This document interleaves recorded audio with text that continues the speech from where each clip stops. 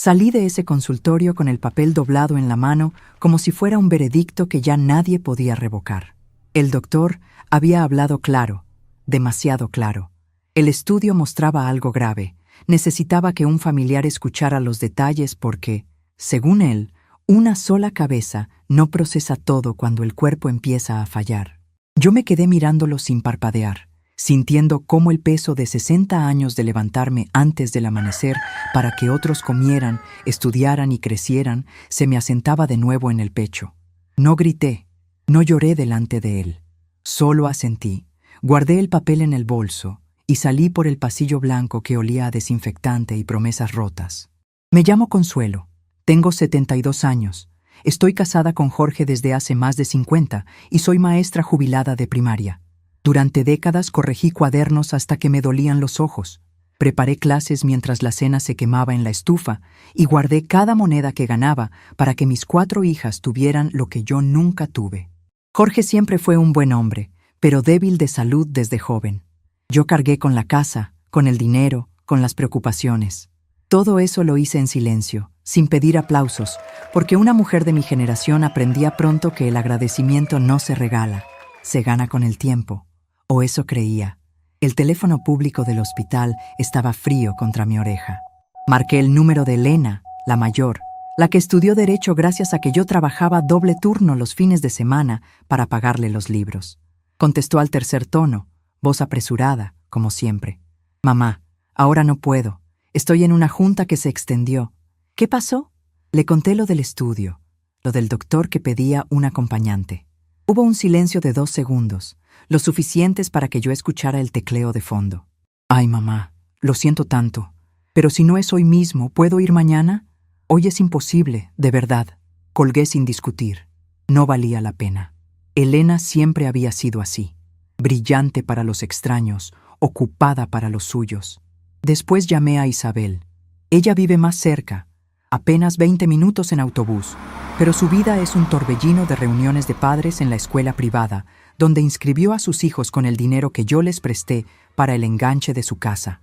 «Mamá, estoy en el supermercado con los niños y el carrito lleno.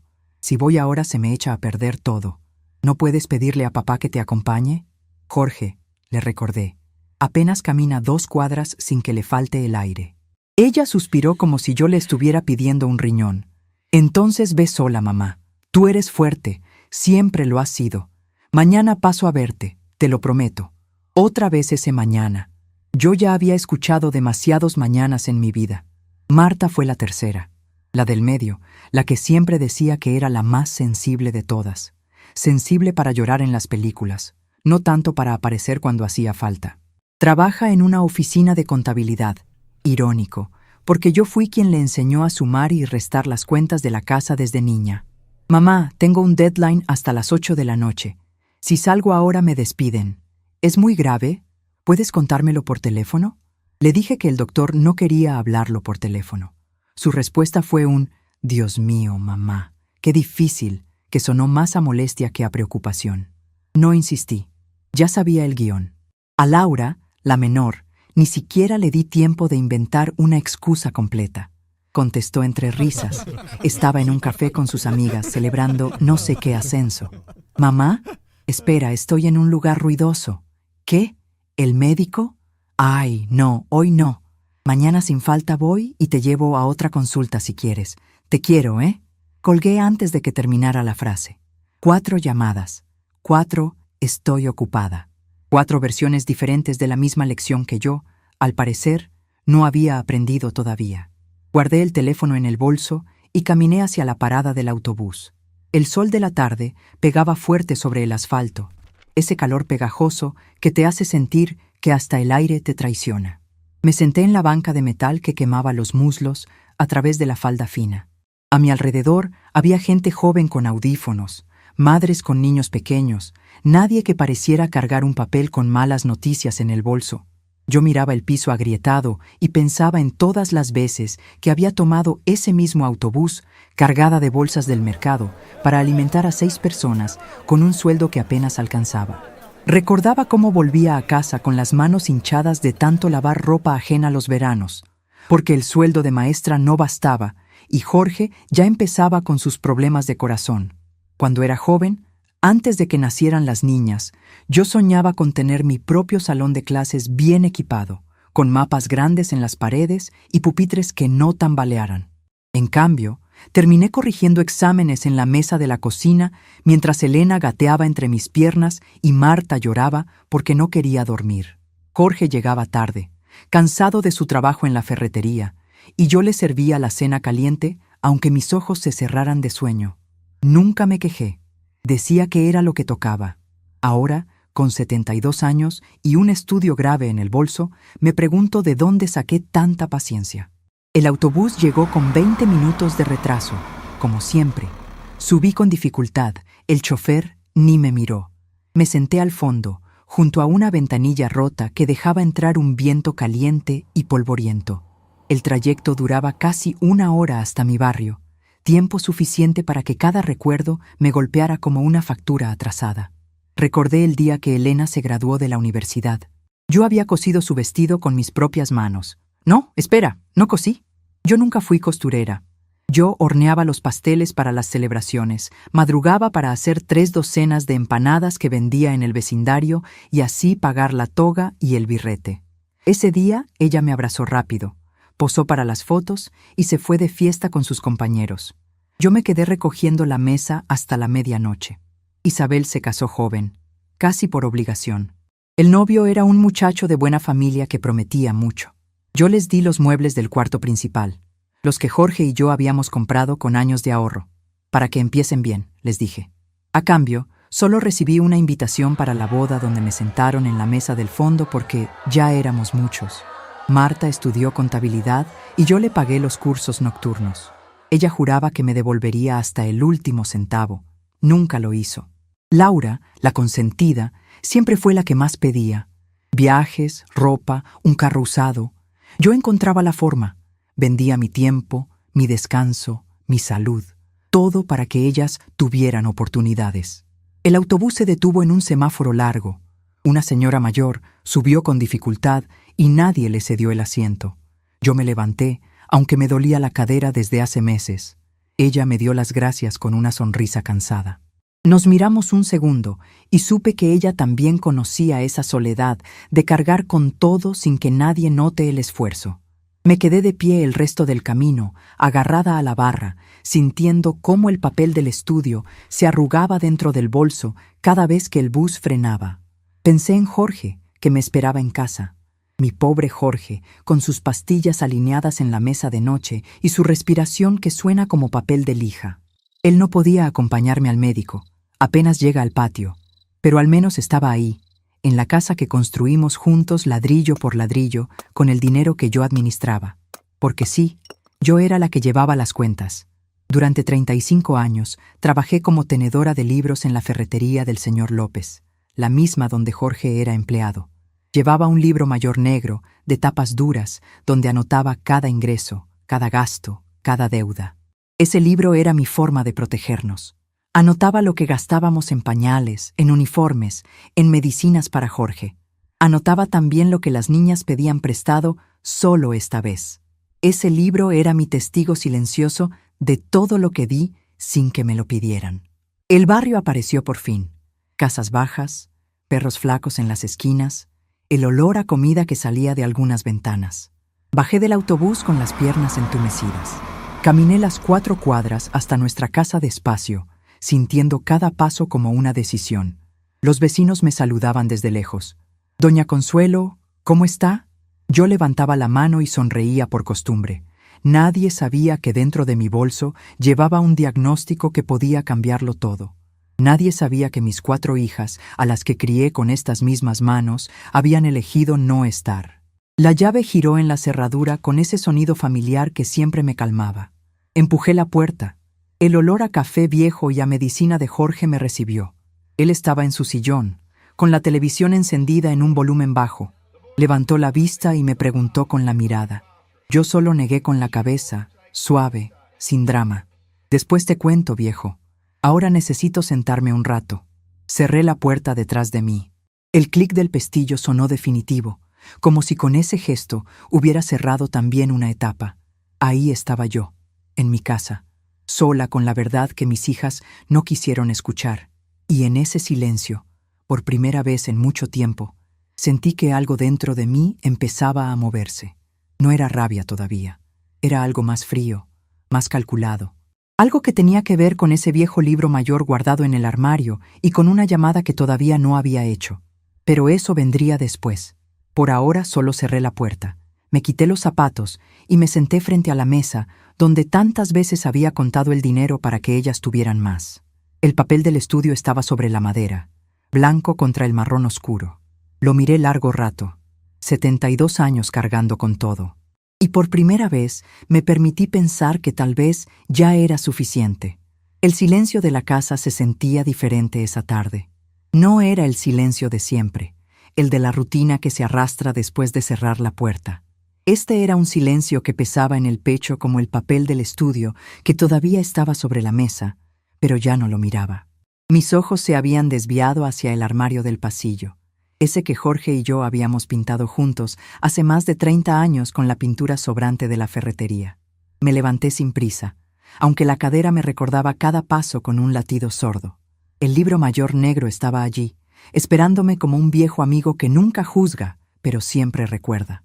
Lo saqué con las 2 manos, sintiendo el grosor de las tapas duras bajo las yemas de los dedos, el leve olor a papel viejo y a tinta seca que se escapaba de entre las páginas. Lo llevé de vuelta a la mesa, lo abrí bajo la luz amarilla de la lámpara y empecé a pasar las hojas una por una, sin apuro, como quien revisa un mapa antes de decidir el camino definitivo. Cada columna estaba escrita con mi letra de maestra, prolija, inclinada hacia la derecha, los números alineados como si todavía pudieran salvarnos de algo. Empecé por las primeras entradas, las de los años 80, cuando Elena era apenas una adolescente con sueños grandes y bolsillos vacíos. Allí estaba, 1985, libros de derecho para Elena, 250 pesos. Al lado, en tinta más clara, había anotado devolución prometida en 6 meses. Nunca vi un solo centavo de vuelta. Y entonces el recuerdo me cayó encima, completo, con todos sus olores y sonidos, como si el flashback no fuera solo memoria, sino un lugar al que acababa de regresar. Era un julio frío, de esos en que el viento se cuela por las rendijas de la ventana de la cocina y hace temblar las cortinas que yo misma había cosido con retazos. Jorge ya tenía sus primeros problemas serios de corazón y pasaba las noches tosiendo en la habitación del fondo. Yo volvía de la ferretería del señor López con las manos manchadas de polvo de yeso y los ojos cansados de sumar ventas de tornillos y tuberías. Elena me esperaba sentada a la mesa, con el uniforme de la escuela todavía puesto, el pelo recogido en una cola que se deshacía por el calor. «Mamá, si no compro los 3 libros de introducción al derecho, no me dejan inscribirme en el curso preparatorio. Todas mis compañeras ya los tienen. Por favor». Su voz era dulce, esa dulzura que siempre usaba cuando quería algo. Yo miré la olla donde hervían los frijoles con un pedazo de hueso que había conseguido casi regalado. Miré las medicinas de Jorge alineadas en el estante. Y saqué del cajón el dinero que había guardado para comprar zapatos nuevos para Marta, que ya empezaba a quejarse de que le apretaban los pies. Se lo di. Elena me abrazó rápido, un roce de mejillas, y salió corriendo a casa de una amiga que tenía moto. Esa noche, después de servir la cena, lavar los platos y acostar a las 3 menores, me senté aquí mismo, en esta silla que todavía cruje de la misma forma, y abrí el libro. Anoté la cantidad con cuidado, soplando la tinta para que no corriera. No escribí el cansancio que me subía por la espalda, ni el hueco que quedó en la despensa. Solo el número. Siempre solo el número. Pasé la página. Isabel aparecía por todas partes. 1992. Enganche de la casa para Isabel, 5,000 pesos. Una fortuna que tardé 3 años en juntar. Otro flashback me tomó por sorpresa, más pesado que el anterior. Era el día de su boda. Una ceremonia sencilla en la capilla del barrio, porque el novio venía de familia, que prometía mucho, pero no ponía un peso. Yo había madrugado durante meses lavando ropa ajena en el lavadero del fondo. El olor a jabón barato se me había metido en la piel. Las manos se me rajaban hasta sangrar, y yo las envolvía en trapos para poder seguir. Jorge me decía, Consuelo, ya basta, te vas a enfermar. Yo le contestaba que las niñas tenían que empezar bien. El día que les entregué el sobre con el dinero del enganche, Isabel lloró y me dijo que era la mejor mamá del mundo. Me sentaron en la mesa del fondo en su recepción, junto a unos primos lejanos, porque ya éramos muchos. Yo sonreí, serví ponche a quien me lo pidió y recogí las sobras para llevar a casa. Esa misma noche, mientras Jorge dormía con la respiración entrecortada, abrí el libro otra vez y anoté cada centavo. Incluí los muebles del cuarto principal que les regalé, la cama de cedro que habíamos comprado con mi primer aguinaldo de tenedora de libros, la cómoda que pulí yo misma con lija hasta que me dolieron los hombros. Todo estaba allí, negro sobre blanco. Marta, la del medio, la que decía ser la más sensible, tenía su propia sección. 1998. Cursos nocturnos de contabilidad para Marta. 1,800 pesos. Irónico, porque fui yo quien le enseñó a sumar y restar en esta misma mesa cuando tenía 6 años. El recuerdo llegó con olor a café quemado. Ella trabajaba de día y estudiaba de noche, y yo me quedaba despierta hasta la 1 de la mañana para repasarle los balances. Le preparaba termos de café y le planchaba la blusa aunque me cayera de sueño. Una vez, en pleno examen final, me pidió dinero para el transporte porque el autobús se averió, y yo salí a las 11 de la noche a buscar un taxi que casi me cuesta lo que ganaba en 2 días en la ferretería. Al día siguiente, ella aprobó con honores y me dio un beso en la frente. Gracias, mamá. Te devuelvo todo cuando empiece a trabajar. El libro esperaba. Anoté la cantidad, la fecha, la promesa. Las páginas siguientes mostraban que nunca devolvió ni la mitad. Solo pedía más. Para el uniforme de sus hijos, para la reparación del techo de su casa, para un préstamo chiquito, mamá, solo esta vez. Y Laura, la menor, la que siempre llegaba riendo y pidiendo. Sus entradas eran las más largas. 2005, carro usado para Laura, 4,200 pesos. 2007, viaje a la playa con sus amigas, 1,350 pesos. 2011, ropa y muebles para su nuevo departamento, 3,800 pesos. Cada una venía con su flashback que me apretaba el estómago. La recuerdo llegando a casa con el pelo teñido de rubio nuevo, oliendo a perfume caro que yo nunca me había podido comprar. Mamá, todas van al balneario, no me puedes dejar fuera. Yo había vendido mi anillo de compromiso, el que Jorge me dio cuando éramos novios, para completar la cantidad. Jorge nunca se enteró. Lo vendí en una casa de empeños del centro, mintiendo que era una herencia vieja. Laura me abrazó fuerte ese día, me dijo, «Te adoro, viejita», y se fue en el carro que yo le había pagado, con la música a todo volumen. Esa noche me senté aquí, con el libro abierto, y por primera vez escribí algo más que números. Al final de la página, en letra más pequeña, puse, «Ya es suficiente», pero no lo era. Seguí dando. Cerré el libro con un golpe suave. El sonido retumbó en la casa quieta. Jorge había levantado la vista desde su sillón. Me miró con esos ojos que todavía conservan algo del hombre fuerte que fue antes de que el corazón empezara a fallarle. Se levantó despacio, apoyándose en el bastón que yo misma le había comprado en la farmacia del centro, y se acercó a la mesa. Se sentó frente a mí. El reloj de la pared marcaba las 6:30. Afuera, el barrio empezaba a encender sus luces amarillas. «¿Qué pasa, Consuelo?», preguntó con la voz ronca de siempre. «Te vi llegar sola del hospital. No quisiste contarme antes. Le conté todo, pero no con lágrimas ni con gritos. Le hablé como se habla de cuentas pendientes. Le dije que las 4 habían estado ocupadas, que Elena tenía junta, Isabel el supermercado, Marta el deadline y Laura el café con amigas. Que ninguna había podido ni siquiera fingir preocupación más de 10 segundos. Le puse el estudio médico delante, aunque ya no era solo eso lo que importaba. Le hablé del libro. Lo abrí de nuevo y le mostré las columnas. Jorge pasó las páginas con dedos temblorosos. Vi cómo su cara cambiaba. Primero sorpresa, después una tristeza vieja, después algo parecido al alivio. «Todo esto», murmuró. «Yo sabía que ayudabas, pero no que era tanto». «¿Por qué nunca me dijiste?» «Porque era mi parte», contesté, y mi voz salió más firme de lo que esperaba. Yo llevaba los libros en la ferretería, corregía cuadernos, vendía empanadas, lavaba ropa. Tú traías lo que podías, era lo que tocaba, pero ahora ya no toca más. Se quedó callado un rato largo. El zumbido de la nevera era el único ruido. Luego dijo, casi en un susurro. Me levanté, fui hasta el aparador donde guardábamos las cosas importantes y saqué la agenda vieja con números de teléfono. El de mi viejo abogado, el licenciado Ramírez, estaba allí, escrito con mi letra de hace 15 años, cuando hicimos el testamento que dejaba todo repartido entre las 4. Marqué el número en el teléfono de línea. El aparato sonó 4 veces antes de que contestara. Su voz sonaba más vieja, pero todavía clara. Licenciado Ramírez, soy Consuelo, la esposa de Jorge, la de la ferretería López. ¿Se acuerda?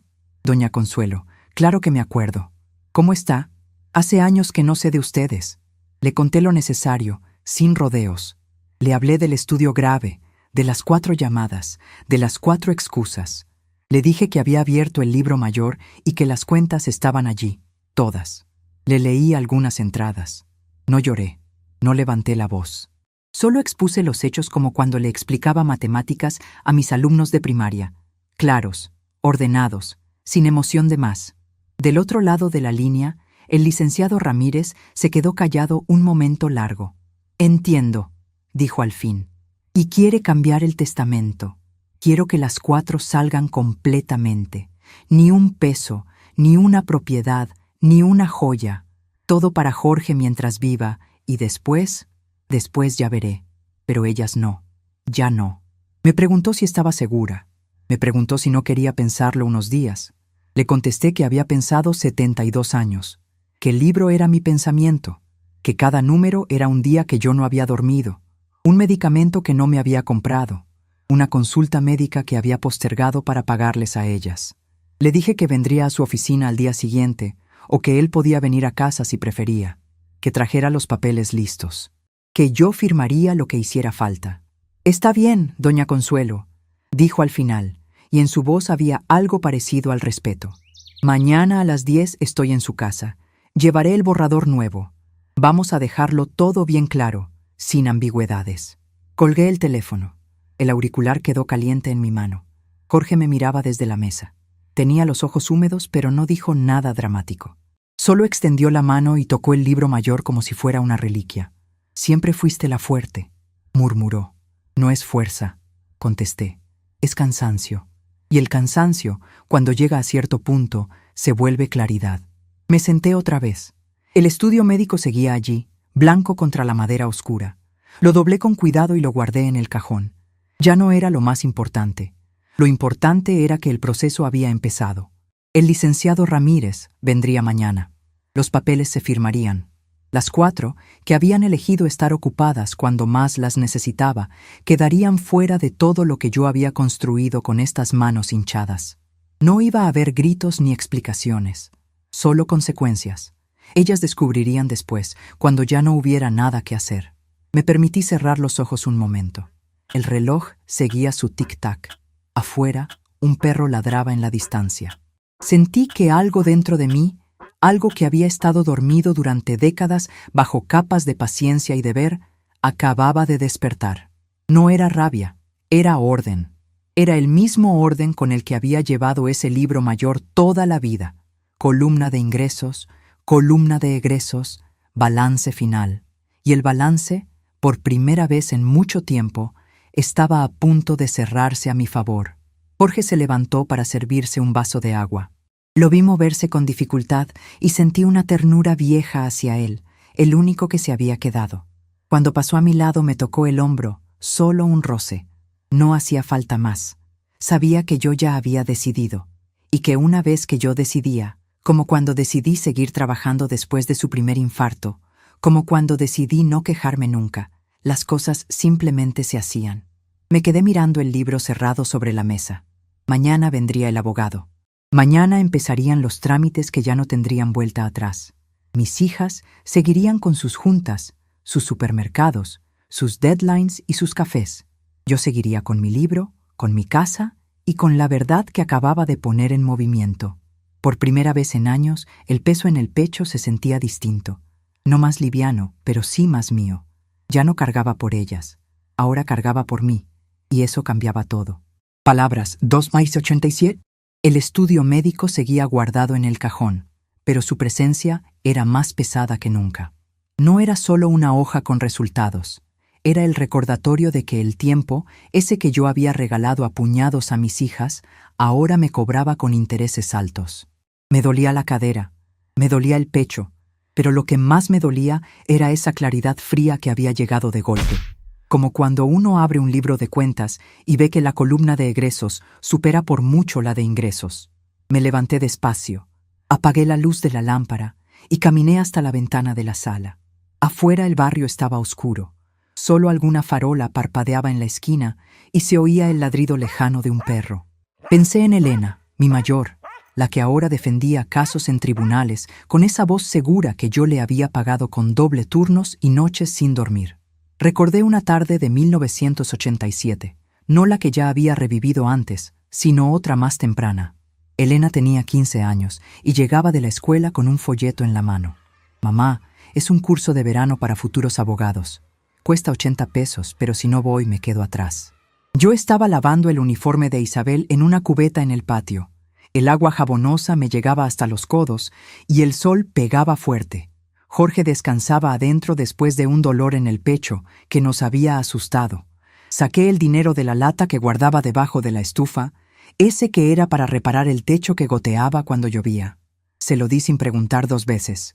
Esa noche, mientras ella salía contenta con sus amigas a celebrar el curso, yo me quedé tapando el techo con plástico y cubetas para recoger el agua. Anoté en el libro: Curso Elena, 80 pesos. Promesa de ayudar en casa. Nunca ayudó. El techo siguió goteando 2 años más. El recuerdo me dejó un sabor amargo en la boca. Volví a la mesa.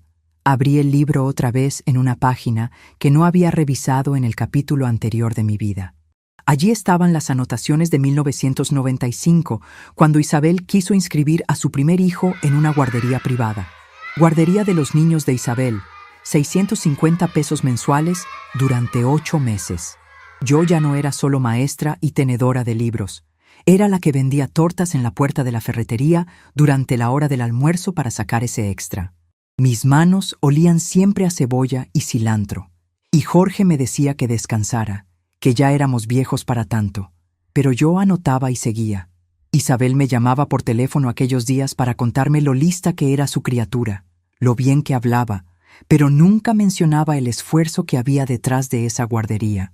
Ahora, con 72 años, me preguntaba cómo era posible que 4 hijas criadas, con la misma disciplina, pudieran haber olvidado todo eso al mismo tiempo. El dolor en el pecho se agudizó un poco, como un recordatorio del estudio que llevaba en el bolso. El doctor había sido claro. Necesitaba a alguien que escuchara los detalles completos, porque sola uno se pierde en las palabras técnicas. Yo había subido sola al autobús, había bajado sola, había cerrado la puerta sola. Y en esa soledad, algo se había quebrado. No era llanto. Era como cuando uno alinea las columnas en un balance y de repente ve que el total da negativo desde hace décadas. Me senté de nuevo y empecé a escribir en una hoja aparte, con la misma letra prolija de siempre. No era un testamento, era una lista. Lista de todo lo que no iba a seguir cargando. Cada nombre de mis hijas tenía al lado 3 o 4 deudas específicas que nunca habían sido saldadas, no solo en dinero, sino en presencia, en llamadas, en visitas cuando Jorge estuvo internado 3 semanas en el 2009. Marta apareció en esa lista con fuerza, la sensible, la que lloraba viendo telenovelas pero que nunca había llorado por mí. Recordé un diciembre de 2002, cuando ella necesitaba el dinero para un diplomado en impuestos. Yo había postergado mi propia cita con el dentista porque me dolía una muela desde hacía semanas. El dinero del dentista se fue al diplomado. Marta aprobó, celebró con sus compañeros en un restaurante al que yo nunca fui invitada. Y cuando le pregunté por el reembolso, me dijo que el diplomado le había abierto puertas, pero que ahora tenía que invertir en su imagen. Mamá, tú entiendes, una contadora tiene que verse profesional. Yo entendí. Anoté y seguí callada. Esa noche, mientras escribía la lista, Sentí que la paciencia que me había definido durante 72 años se estaba transformando en algo más afilado, como el lápiz que usaba para corregir exámenes y que nunca se rompía por más que apretara. Laura fue la que más líneas ocupó, la menor, la que siempre llegaba con risas y pedidos. Recordé el año 2014, cuando quiso abrir su pequeño negocio de accesorios. Mamá, solo necesito capital semilla, 2,700 pesos. Te lo devuelvo con intereses cuando venda la primera tanda. Yo vendí mi máquina de coser vieja, la que había usado para arreglar uniformes escolares durante años, porque el dinero no alcanzaba. Laura montó su negocio, vendió pulseras y aretes durante 6 meses y luego lo cerró diciendo que el mercado estaba saturado. Nunca devolvió nada. En cambio, me regaló una pulsera barata por el Día de las Madres, como si eso equilibrara las cuentas. Ahora, con el libro abierto y la lista creciendo, entendí que no era olvido, era patrón. Un patrón que yo había permitido durante demasiado tiempo. Jorge se despertó alrededor de las 3 de la mañana. Lo oí arrastrar los pies con el bastón hasta la cocina. Apareció en la puerta de la sala, con el pijama arrugado y el pelo blanco revuelto. Me miró sin sorpresa, como si supiera que yo estaría allí. ¿Todavía despierta, Consuelo? Ese libro te va a comer el sueño. No es el libro, Jorge. Son las cuentas que nunca cerré. Se sentó frente a mí con dificultad. Su mano temblorosa tocó la tapa del libro mayor como había hecho antes, pero esta vez la dejó allí, como ancla. Cuéntame lo que no me contaste antes. Todo. Y le conté. No con la voz quebrada, sino con la misma precisión con que llevaba las cuentas en la ferretería del señor López. Le hablé de las noches que me quedé corrigiendo cuadernos hasta las 2 de la mañana para poder pagar el curso de Elena. De las veces que lavé ropa ajena hasta que se me rajaron las manos para el enganche de Isabel. De los termos de café que preparé para Marta mientras ella estudiaba y yo apenas podía mantener los ojos abiertos. De la máquina de coser que vendí para el negocio fallido de Laura. Le mostré las anotaciones marginales que había empezado a escribir años atrás, esas que no eran solo números. Elena prometió ayudar con las medicinas de papá. Isabel dijo que vendría cada domingo. Marta juró que nunca más pediría sin devolver. Todas promesas en tinta que nunca se cumplieron. Jorge escuchaba. Sus ojos se humedecieron, pero no lloró. En cambio, dijo algo que nunca había dicho en 50 años de matrimonio. La maestra, la tenedora de libros, la que nunca se quejaba, la que tomaba el autobús sola con un estudio grave en el bolso. Esa noche, frente a Jorge, sentí que algo dentro de mí se rompía y se reconstruía al mismo tiempo. No era rabia explosiva, era un orden nuevo, como cuando uno pasa el corrector en un balance y empieza de cero. Hablamos hasta que el cielo empezó a clarear. Le dije que el licenciado Ramírez vendría a las 10, que el Nuevo Testamento dejaría todo a él mientras viviera y, después, a una fundación de maestras jubiladas que ayudaba a mujeres como yo. Nada para las 4. Ni una silla, ni una foto, ni el recuerdo de haber sido prioridad alguna vez. Jorge asintió. Hazlo, dijo. Yo te acompaño en esto como tú me acompañaste en todo. A las 7 preparé el café como siempre, pero esta vez con una lentitud deliberada. Cada movimiento era una decisión. Molí los granos, escuchando el sonido áspero que me recordaba las mañanas de la ferretería. Serví 2 tazas y nos sentamos juntos en la mesa donde tantas veces había hecho cuentas. El libro mayor estaba cerrado, pero su peso se sentía en el aire.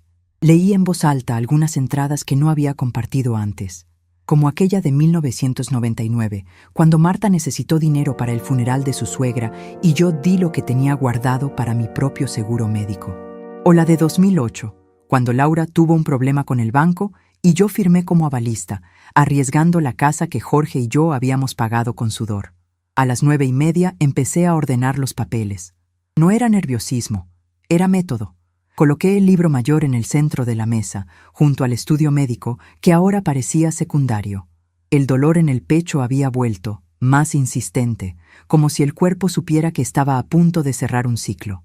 Me senté un momento y cerré los ojos. Otro recuerdo llegó, este más antiguo, de cuando las niñas eran pequeñas, y yo les enseñaba a sumar con frijoles en esta misma mesa. Elena aprendía rápido.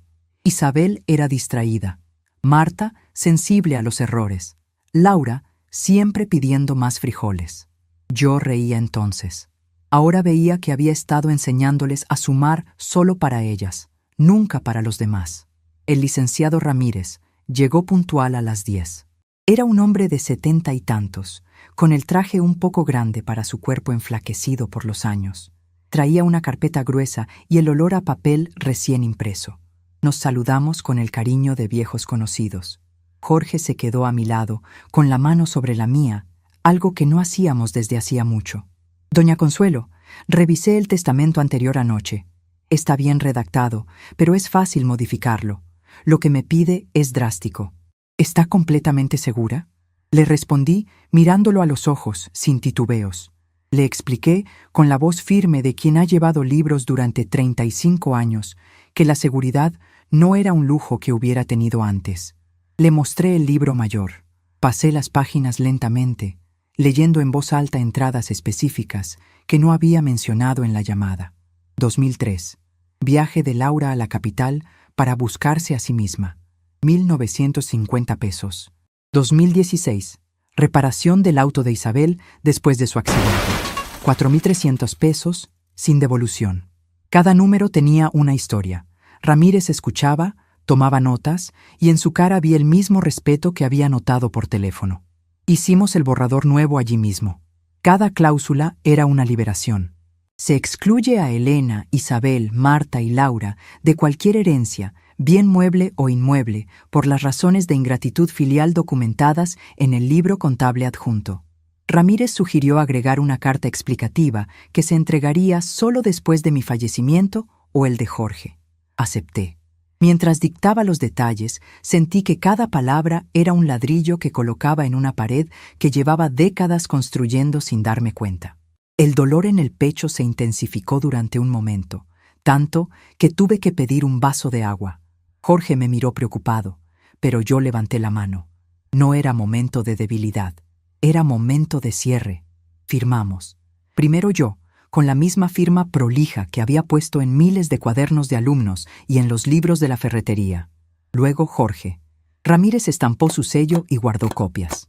Cuando cerró su maletín, el sonido fue definitivo, como el clic de la puerta el día anterior, pero 1000 veces más pesado. Me entregó una copia del nuevo documento. Lo doblé con cuidado y lo guardé dentro del libro mayor, como si fueran páginas que siempre habían pertenecido allí. Doña Consuelo, esto ya no tiene vuelta atrás. Una vez que se notifique, y se notificará solo cuando sea necesario, las cosas cambiarán para siempre. Asentí. No dije gracias. No hice drama. Solo lo acompañé hasta la puerta. Cuando se fue, me quedé parada en el umbral viendo cómo su auto se alejaba por la calle polvorienta. El sol pegaba fuerte, igual que el día anterior en la parada del autobús. Pero yo ya no era la misma mujer que había bajado de ese autobús con el estudio en el bolso. Ahora era la mujer que había cerrado las cuentas. Jorge me esperaba en la mesa. El libro mayor seguía abierto en la última página, donde yo había escrito con letra más pequeña: balance final, suficiente. Nos miramos un rato largo sin hablar. El silencio era diferente, cargado de algo que se parecía a la paz, pero que todavía tenía bordes afilados. Entonces sonó el teléfono. Era el tono viejo de la línea fija, ese que usábamos desde los 90. Miré el aparato. El identificador mostraba el número de Elena, mi hija mayor, la ocupada, la que había estado en junta el día anterior. Jorge me miró, esperando. No contesté de inmediato. Dejé que sonara 4 veces, como había sonado el teléfono de Ramírez el día anterior. Cuando por fin levanté el auricular, mi voz salió calmada, casi amable. Pero dentro de mí, el pivote ya había girado completamente. Lo que vendría después de esa llamada cambiaría el resto de las columnas de mi vida. Y esta vez, yo sería quien decidiera el balance. ¿Elena? Sí, soy yo. No, no pasa nada urgente. Solo llamaba para decirte que ya no hace falta que vengas mañana. Ni pasado. Ni nunca más. Elena se quedó callada al otro lado del teléfono, pero yo podía oír su respiración agitada, como si de pronto el aire de su oficina elegante se hubiera vuelto demasiado espeso. El auricular se sentía pesado en mi mano, igual que el libro mayor que seguía abierto sobre la mesa de la sala, con sus páginas amarillentas expuestas bajo la luz de la lámpara. Jorge me observaba desde su sillón, sin moverse, solo con esa mirada que ahora parecía entender todo sin necesidad de palabras. «Mamá, ¿qué estás diciendo?», preguntó Elena al fin, y su voz ya no sonaba como la abogada segura que defendía casos en tribunales, sino como la niña de 15 años que pedía dinero para cursos de verano mientras yo tapaba goteras con plástico en el patio. «¿Por qué me dices eso? Claro que voy a ir mañana. Solo estaba organizando unas cosas. No seas así, por favor».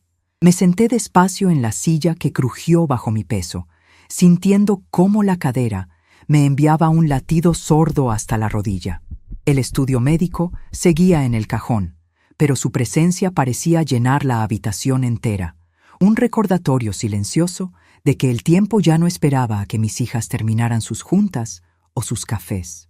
Respiré hondo, no con drama, sino con la misma precisión con la que alguna vez anotaba las ventas de tornillos en la ferretería del señor López. «No es que seas así, Elena, es que ya no es necesario», respondí, midiendo cada palabra como si fueran columnas en un balance. «No hace falta que vengas. Ni tú, ni tus hermanas. He cerrado las cuentas, hija, todas». Ella soltó una risa nerviosa, de esas que usaba en las reuniones cuando quería ganar tiempo. Escuché el ruido de fondo, papeles moviéndose, quizás una puerta cerrándose. Me imaginé su escritorio lleno de expedientes, el mismo tipo de papeles que yo corregía por las noches para pagarle sus libros de derecho. «Mamá, estás alterada por lo del médico. Es normal. Con 72 años cualquiera se pone sensible. Déjame terminar aquí y voy para allá en una hora. Llevo unas frutas, ¿sí? Podemos hablar con calma». «No estoy alterada», dije, y mi voz salió firme, sin levantar el tono, como cuando explicaba fracciones a mis alumnos de primaria. «Y no vengas. El licenciado Ramírez ya estuvo aquí esta mañana. Los papeles están firmados. Tú y tus hermanas ya no están en el testamento. Ni un centavo, Elena. Ni la casa, ni las pocas cosas que Jorge y yo juntamos con esfuerzo». El silencio que siguió fue tan profundo que oí el tic-tac del reloj de la pared, como si marcara los segundos de su sorpresa. Jorge extendió la mano y tocó la mía sobre la mesa. Un roce ligero que me recordó las noches en que él tosía en la habitación del fondo y yo me quedaba despierta llevando las cuentas para que nada nos faltara. Elena empezó a hablar rápido, atropellando las palabras. «¿Qué? Mamá, ¿eso no puede ser? ¿Ramírez? ¿El viejo abogado de la ferretería? Estás bromeando, ¿verdad? Nosotras somos tu familia. Todo lo que tienes es para nosotras. ¿Qué papel firmaste? Podemos anularlo. Yo misma puedo revisarlo. Soy abogada, por Dios». «No es broma», contesté, pasando los dedos por la tapa dura del libro mayor. El olor a papel viejo y tinta seca me subió por la nariz, familiar como el aroma del café que preparaba antes del amanecer durante décadas. «El libro está aquí, Elena, el mismo que usé para anotar cada peso que les di. Los libros de derecho, el enganche de la casa de Isabel, los cursos de Marta, el carro de Laura, todo. Y las promesas que nunca se cumplieron». Ramírez lo adjuntó como evidencia. Ingratitud filial, lo llamó. Palabras frías, pero justas después de tanto tiempo. Escuché cómo se movía, probablemente levantándose de su silla de oficina. Su voz bajó, ahora con un matiz de urgencia que no había tenido el día anterior cuando le conté lo del estudio grave. «Mamá, por favor, no hagas esto. Fue un malentendido. Todas estábamos ocupadas, sí, pero eso no significa que no te queramos. Isabel tiene los niños, Marta con sus deadlines en la contaduría, Laura siempre en sus cosas. Pero venimos, mamá. Dame una hora y estoy ahí con las demás. Llamo a todas ahora mismo». «No llames», dije, pero ya era tarde. Sabía que lo haría. Elena siempre había sido la que organizaba, la que tomaba el control cuando olía un problema. Colgué el teléfono sin despedirme, porque las despedidas ya no tenían sentido. El auricular volvió a su lugar con un clic suave. Jorge me miró con esos ojos que habían visto 50 años de mi silencio. «Vendrán todas», murmuró él con la voz ronca por la medicación de la mañana. «¿Estás lista para eso, Consuelo?» Asentí. No estaba lista para gritos ni lágrimas falsas, pero sí para cerrar el balance de una vez. Me levanté y fui hasta la cocina, donde preparé café fresco. No porque quisiera ser amable, sino porque mis manos necesitaban hacer algo mientras esperaba. El molinillo giró con ese sonido áspero que siempre me había calmado, recordándome las mañanas en que vendía tortas en la puerta de la ferretería para pagar la guardería de los nietos de Isabel.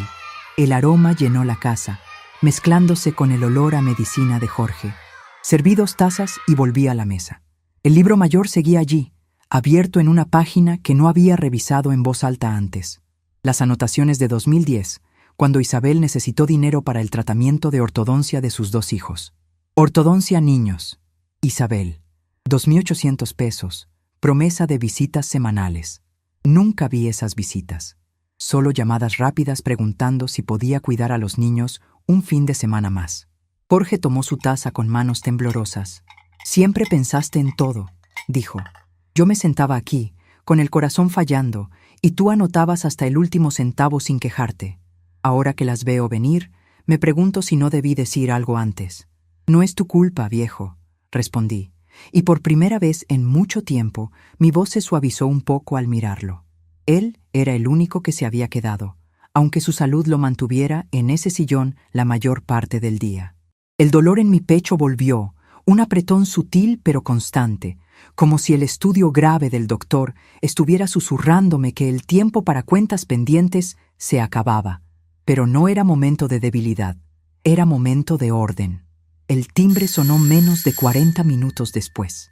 Abrí la puerta y allí estaba Elena, con el traje de abogada todavía puesto, el pelo recogido en un moño apretado y los ojos rojos de haber llorado en el camino. Detrás de ella venían Isabel, con olor a supermercado y con una mancha de jugo de niño en la blusa. Marta, cargando su portafolio de contadora como si fuera un escudo. Y Laura, la menor, con el maquillaje corrido y el teléfono todavía en la mano, probablemente terminando una llamada con alguna amiga. «Mamá, ¿qué es esto?», dijo Elena entrando sin esperar invitación. Las 4 invadieron la sala como un torbellino que yo había visto muchas veces antes, pero esta vez no me moví de la puerta. Jorge se quedó en su lugar, observándolas con una calma que yo no había visto en él en años. Cerré la puerta despacio. El clic sonó definitivo, igual que el día que llegué sola del médico. «Siéntense», dije, señalando las sillas alrededor de la mesa. No ofrecí café. No sonreí. Solo me senté en mi lugar habitual, con el libro mayor frente a mí como un juez silencioso. Isabel fue la primera en hablar, con esa voz de madre ocupada que siempre usaba para justificarse. «Mamá, Elena nos llamó histérica. Dice que cambiaste el testamento. Eso no puede ser verdad. Somos tus hijas. Todo lo que hiciste fue por nosotras». «Exacto», respondí, abriendo el libro en una página nueva que había preparado esa mañana mientras Ramírez redactaba los papeles. «Todo lo que hice fue por ustedes, y aquí está la prueba. No es solo dinero, aunque el dinero duele cuando se da sin que vuelva. Es el tiempo, las noches sin dormir, las medicinas que no compré para mí porque el enganche de tu casa, Isabel, se llevó los ahorros de 3 años». Marta se inclinó hacia adelante, sus ojos de contadora escaneando las columnas como si pudiera encontrar un error en mis números. «Mamá, esto es antiguo. Esas deudas, yo pagué lo que pude. Recuerda cuando te llevé a esa cena por tu cumpleaños en 2015. Eso cuenta, ¿no?». Sonreí sin humor, un gesto seco que no llegó a mis ojos. «Esa cena costó lo que yo gasté en tu diplomado de impuestos, Marta. El que pagué postergando mi cita con el dentista. Aquí está anotado. Diplomado Marta 2002. 1.800 pesos más transporte nocturno». Y al lado, en letra pequeña que escribí años después. «Cena de cumpleaños 2015. No compensa las noches que me quedé planchando tu blusa hasta la 1 de la mañana». Laura empezó a llorar. Lágrimas rápidas que yo había visto muchas veces cuando quería un carro o un viaje. «Mamá, no seas cruel. Yo siempre te quise. Te regalé esa pulsera por el Día de las Madres, ¿recuerdas? Y te llamaba todos los domingos. Bueno, casi todos. Los domingos que no estabas en el café celebrando ascensos», dije, pasando otra página. «2014, Laura. El capital semilla para tu negocio de accesorios. 2.700 pesos de la venta de mi máquina de coser. La máquina con la que arreglaba uniformes para ganar extra mientras tú gateabas por esta misma sala. Nunca devolviste ni un peso. Y los domingos que llamabas eran para pedir, no para preguntar cómo estaba mi cadera que ya dolía desde entonces. Elena, siempre la estratega, intentó tomar el control. Se levantó, caminó hasta la ventana y volvió, con las manos en las caderas, como en sus juicios. Esto es manipulable, mamá. Un testamento así se puede impugnar. Eres una mujer mayor, con un diagnóstico grave según lo que me contaste ayer. Podemos decir que no estabas en tus cabales. Ramírez es un viejo, seguro no redactó bien las cláusulas. Déjame ver los papeles. Le pasé la copia que Ramírez había dejado. Mis manos no temblaron. El dolor en el pecho se intensificó, pero lo contuve como había contenido tantas cosas durante 72 años. Ella leyó rápido, sus ojos de abogada buscando huecos. Las otras 3 se acercaron, formando un círculo alrededor de la mesa que me recordó las veces que se reunían aquí para pedirme más, nunca para dar. No hay huecos, dije mientras leían. La carta explicativa que se entregará después detalla todo. Las visitas que nunca hicieron cuando Jorge estuvo internado 3 semanas en 2009. Las promesas de ayudar con las medicinas que se quedaron en promesas. El autobús que tomé sola ayer, con el estudio en el bolso, llamándolas una por una y escuchando solo excusas. Estoy en junta. El supermercado con los niños, el deadline, el café con amigas. 4 llamadas, 4 rechazos. Isabel se dejó caer en la silla con la cara pálida. Mamá, yo tenía el carrito lleno. Los niños se hubieran puesto insoportables si dejaba todo. Los niños que inscribiste en escuelas privadas con el dinero que les presté para el enganche, interrumpí sin alzar la voz pero con firmeza. Y que nunca devolvieron. Aquí está, 5,000 pesos de 1992, más los muebles del cuarto principal. La cama de cedro que Jorge y yo compramos con mi primer aguinaldo.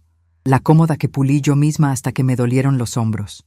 ¿Recuerdas la mesa de la boda donde me sentaron al fondo porque ya éramos muchos? Marta empezó a pasar páginas del libro, sus dedos temblando sobre las columnas. Esto es exhaustivo. Mamá, tú llevabas esto como un registro contable. No sabía que anotabas hasta las promesas. Era mi trabajo, respondí. Llevaba los libros en la ferretería durante 35 años. Corregía cuadernos de primaria mientras preparaba la cena. Vendía empanadas en el vecindario para completar. Todo para que ustedes tuvieran lo que yo no tuve. Y el libro era mi testigo. No grité entonces. No grito ahora. Solo cierro el balance. Laura se acercó a mí intentando tomarme la mano, pero yo la retiré con suavidad. Sus lágrimas ya no me conmovían como antes. Viejita, por favor. Estamos aquí ahora. Olvidemos esto. Vamos al médico mañana a las 4. Te acompañamos. Te cuidamos. No nos saques de todo. Papá, dile algo. Jorge, que había permanecido en silencio hasta entonces, habló con esa voz ronca que sonaba como papel de lija. Yo estuve aquí ayer cuando ella llegó sola del hospital. Las escuchó a todas y vi el libro. Consuelo cargó con todo mientras yo tosía en la habitación del fondo. Ahora ella decide, y yo la apoyo, como ella me apoyó siempre. El silencio que cayó sobre la sala fue más pesado que cualquier diagnóstico. Elena seguía de pie, con los papeles en la mano, su mente de abogada claramente buscando una salida legal. Isabel lloraba en silencio, probablemente pensando en la casa que había construido sobre mis sacrificios.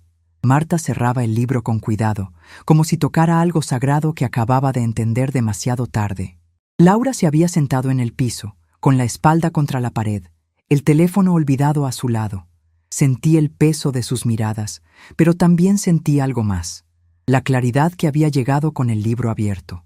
El dolor en el pecho no desaparecía. Al contrario, se hacía más presente, recordándome que el doctor había pedido un acompañante por algo.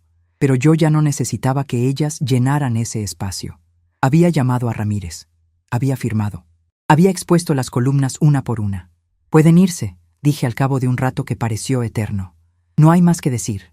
El testamento está hecho. Cuando ya no estemos, Jorge decidirá qué hacer con lo poco que queda, pero las cláusulas son claras. Nada para ustedes. La Fundación de Maestras Jubiladas recibirá lo que corresponda. Mujeres que sí saben lo que es dar sin que les devuelvan». Elena intentó una última vez, acercándose con los papeles arrugados en el puño. «Mamá, esto nos destruye. Somos tu sangre. Elena, Isabel, Marta, Laura, las criaste. Nos enseñaste a sumar con frijoles en esta mesa. Les enseñé a sumar para ellas, respondí, y por primera vez permití que un toque de ironía seca se colara en mi voz. Nunca les enseñé a restar lo que tomaban de mí. Ahora lo aprenden de la manera más dura. Vayan. Tienen juntas, supermercados, deadlines y cafés esperándolas. Se levantaron una por una, como en una procesión lenta. Isabel fue la primera en abrazarme, pero fue un abrazo vacío que no correspondí.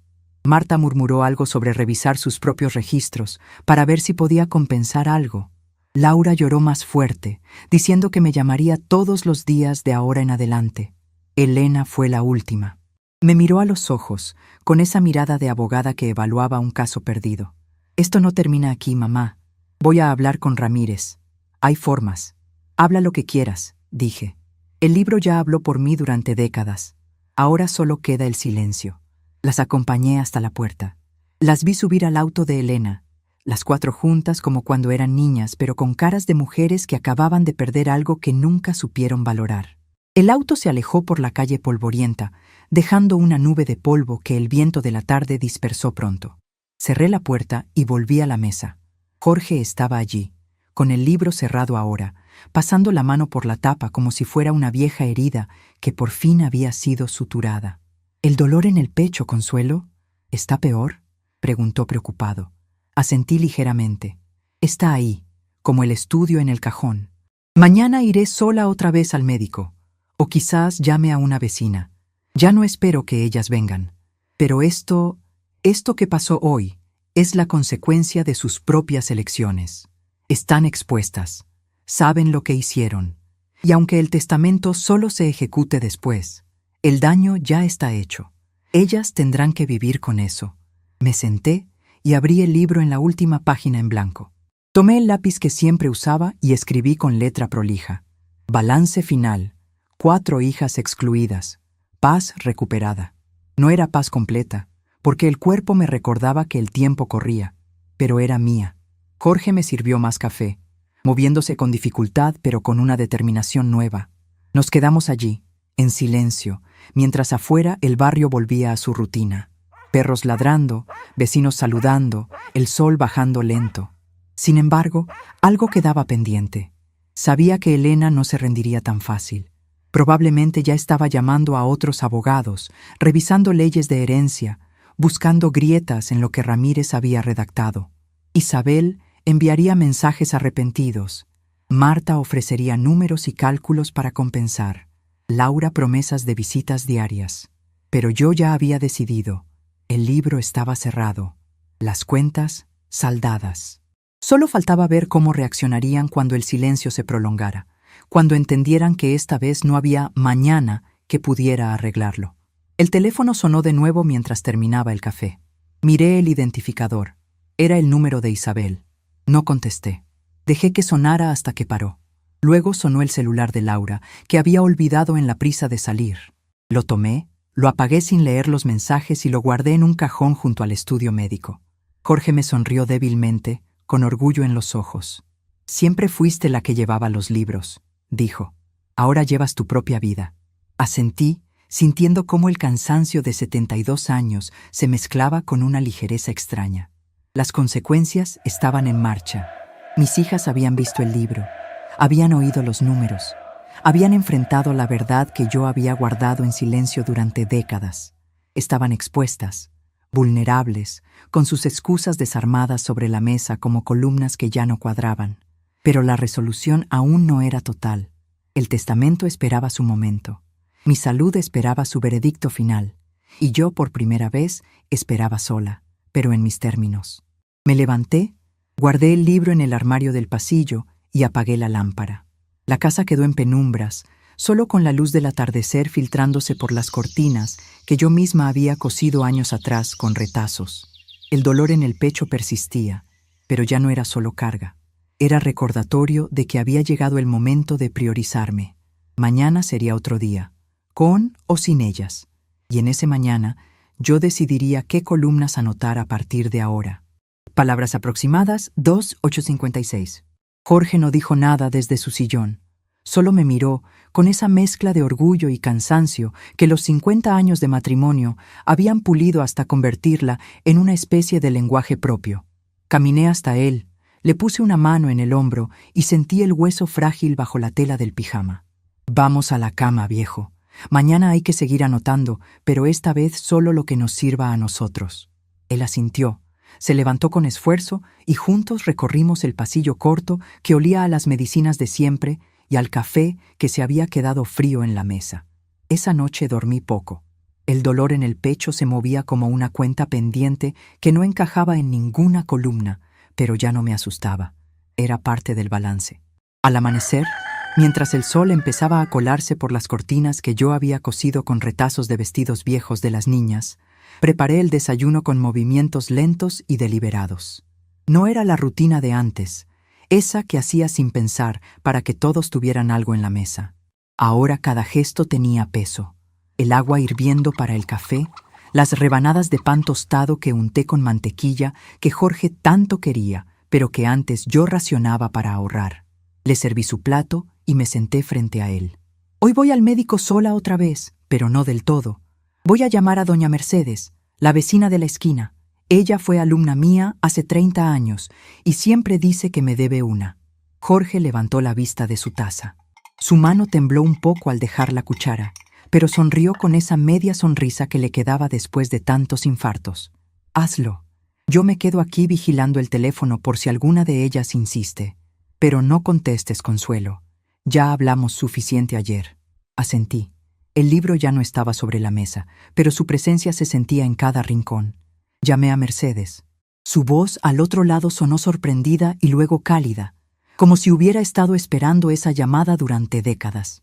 «Doña Consuelo, por supuesto que la acompaño. En media hora estoy ahí. No se preocupe, yo llevo mis lentes para leer bien lo que diga el doctor». Colgué y sentí algo parecido a un alivio pequeño, como cuando una columna por fin cuadraba después de meses de desbalance. Mercedes llegó puntual, con un chal sobre los hombros y una bolsa de frutas que insistió en dejar en la cocina. «Para que se alimente bien, maestra. Usted siempre nos decía que el cuerpo es el primer cuaderno que hay que cuidar». Fuimos al hospital en el mismo autobús que yo había tomado el día anterior, pero esta vez no iba sola. El trayecto se me hizo más corto porque Mercedes hablaba sin parar de sus nietos, de cómo les enseñaba las tablas de multiplicar recordando mis clases. Yo escuchaba, y por primera vez en años no pensaba en cuánto costaría eso o en si alguna de mis hijas necesitaría algo. El dolor en el pecho se calmó un poco con el traqueteo del bus, como si el solo hecho de tener a alguien al lado ajustara una cuenta vieja. En el consultorio, el doctor repitió lo del estudio grave, pero con más detalles esta vez. Era el corazón, igual que Jorge, pero con años de sobrecarga acumulada. «Necesita tratamiento inmediato, doña Consuelo. Medicinas, controles y, sobre todo, evitar estrés». Miré a Mercedes, que tomaba notas en un papelito con letra de escolar aplicada. No lloré. Solo pregunté las dosis, los horarios, el costo aproximado. Anoté mentalmente cada número, como antes anotaba en el libro mayor. Cuando salimos, el sol de mediodía pegaba en el estacionamiento y Mercedes me tomó del brazo. «Yo la ayudo con las pastillas, maestra. Y si quiere, vengo 3 veces por semana a cocinar algo sano. Usted me enseñó a leer, yo le enseño a descansar». Ese gesto sencillo, sin promesas grandiosas ni lágrimas, fue más de lo que había recibido de mis 4 hijas en los últimos 10 años. De vuelta en casa, Jorge nos esperaba con la mesa puesta. Había intentado hacer arroz, aunque se le había pegado un poco en la olla. Comimos los 3 juntos y por primera vez la casa no se sentía vacía.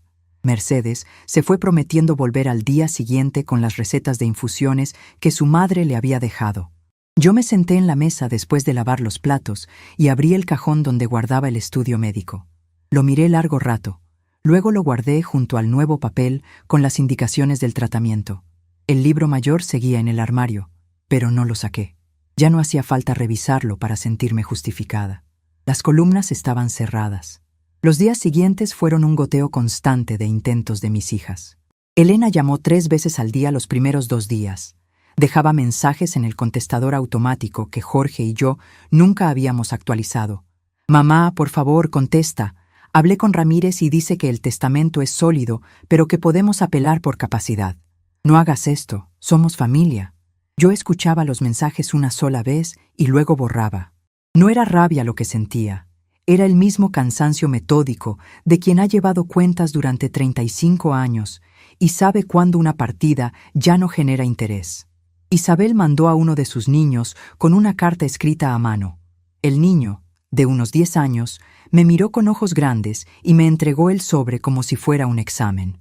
Abuela, mamá dice que te quiere y que va a pagar todo lo que debe. Abrí la carta después de que se fue. Estaba llena de números. Cuánto podía devolver cada mes, un plan de pagos, como si yo fuera un banco. La guardé en el mismo cajón del estudio médico, sin contestar. Marta, la sensible, apareció un atardecer con flores y una caja de bombones. Se quedó parada en la puerta cuando no la dejé pasar más allá de la sala. Mamá, he revisado mis propios libros. Tienes razón en muchas cosas, pero déjame compensarte con tiempo ahora. Le cerré la puerta con suavidad, no con golpe. El tiempo ya no se compensa, Marta. Se anota o se pierde. Laura fue la más insistente. Mandaba mensajes de voz llorando, prometiendo visitas diarias, recordando cuando yo le compré el carro. Cada mensaje terminaba con «Te adoro, viejita». Los borraba todos. No era crueldad, era orden. Jorge observaba todo desde su sillón. Una noche, mientras tomábamos el té que Mercedes nos había traído, me dijo: «Consuelo, ¿no sientes que les estás haciendo demasiado daño?» Lo miré y por primera vez le conté algo que nunca había anotado en el libro. El daño se lo hicieron ellas solas, viejo. Yo solo dejé de cargarlo. ¿Recuerda cuando te internaron en el 2009? 3 semanas en el hospital y ninguna vino más de una vez, y eso porque les pedí prestado para las medicinas extras. Yo me quedé allí contigo, durmiendo en la silla, llevando las cuentas desde el teléfono público del pasillo. Eso no está en el libro porque no se puede poner en números el miedo de perderte. Él tomó mi mano y la apretó con la poca fuerza que le quedaba. Entonces sigamos así, tú y yo, como al principio, cuando solo éramos 2 y no había 4 bocas más que alimentar. Las semanas se convirtieron en meses. El tratamiento empezó a hacer efecto. El dolor en el pecho bajó de intensidad, aunque nunca desapareció del todo. Mercedes se volvió parte de la rutina. Venía los martes y jueves a preparar sopas ligeras y a leer el periódico en voz alta para que yo no forzara la vista. Una tarde trajo a su nieta de 12 años, una niña callada que me recordó a Elena cuando tenía esa edad. «Abuela Consuelo, ¿me enseña a llevar cuentas como usted hacía en la ferretería?» Le dije que sí. Saqué un cuaderno nuevo, no el libro mayor, uno limpio de tapas azules, y empecé a explicarle ingresos y egresos con frijoles secos que puse sobre la mesa. La niña aprendía rápido. Mientras le explicaba, sentí que estaba cerrando un ciclo que no tenía que ver con mis hijas. Era el ciclo de la maestra que yo había sido antes de convertirme en la que todo lo daba. Elena intentó una última jugada 3 meses después.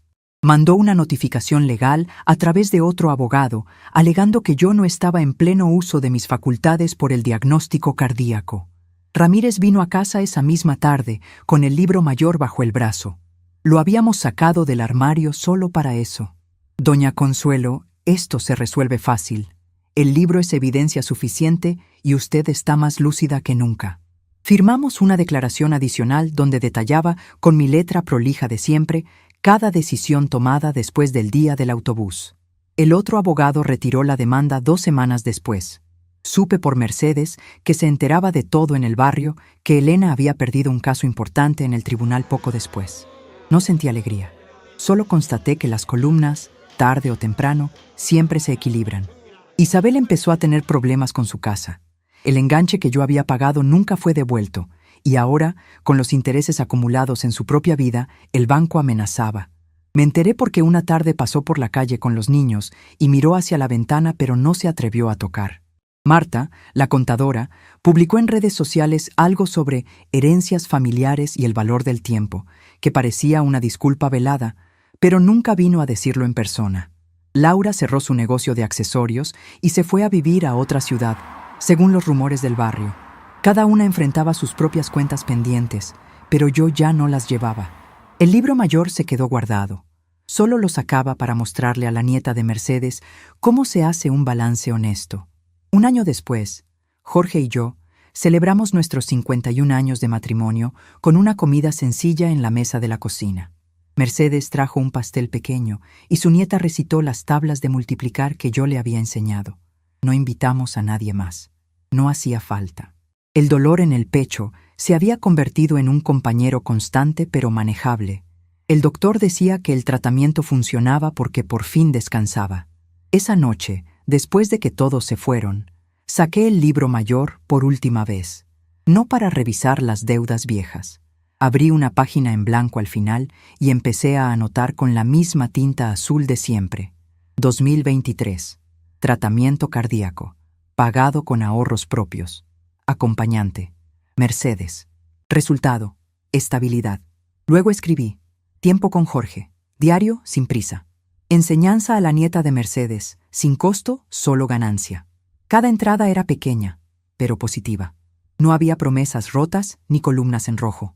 Jorge me miraba desde la puerta, apoyado en su bastón nuevo que Mercedes había conseguido en una rebaja.